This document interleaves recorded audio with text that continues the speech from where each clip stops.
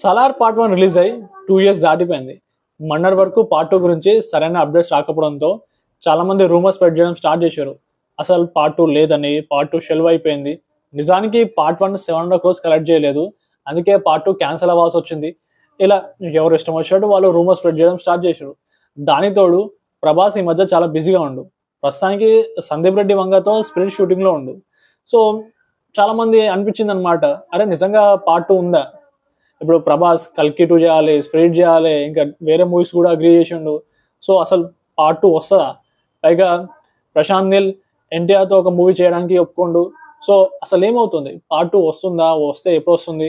ఇలా different confusion ఉండే అనమాట. డిఫరెంట్ రూమర్స్ ఉన్నాయి, చాలా కన్ఫ్యూజన్ ఉంటుండే. ఇలాంటి టైంలో నిన్న జనవరి 28 రోజు సలార్ అఫీషియల్ ట్విట్టర్ అకౌంట్ నుంచి ఒక అప్డేట్ అయితే వచ్చింది.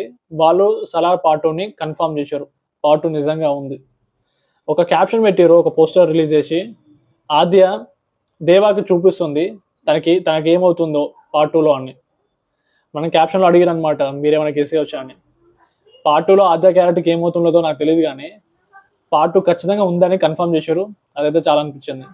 ఆ ఒక్క అప్డేట్తో ఎవరైతే పార్ట్ 2 గురించి రూమర్స్ స్ప్రెడ్ చేస్తున్నారో వాళ్ళందరూ అండర్ గ్రౌండ్కి వెళ్ళాల్సి వచ్చింది. నిజమే, పార్ట్ 2 కొంచెం డిలే అయ్యింది. కాకపోతే కొంచెం డిలే అయినా పర్లేదు, కానీ మూవీ క్వాలిటీ బాగుండాలి కదా. ఎవరైనా సరే మూవీ కొంచెం డిలే అయితే కొంచెం పేషెన్స్తో ఆగుతారు. కానీ సినిమా బాగాలేకపోతే ఎవరైనా సరే తట్టుకోలేరు కదా, ఎస్పెషల్లీ ఫ్యాన్స్ అయితే అసలు తట్టుకోలేరు. ఇంకోసేపు ఆగమంటే ఆగుతారేమో, కానీ క్వాలిటీ అయితే బాగుండాలనే కదా ఎవరైనా కోరుకుంటారు. పైగా ఈ మధ్యకాలంలో అందరికి ఇష్టమైన మూవీ సలార్. ప్రభాస్ ఫ్యాన్స్కైనా, ఈవెన్ క్యాజువల్ ఫ్యాన్స్కైనా సరే ఎక్కువగా ఇష్టమైన మూవీ సలార్.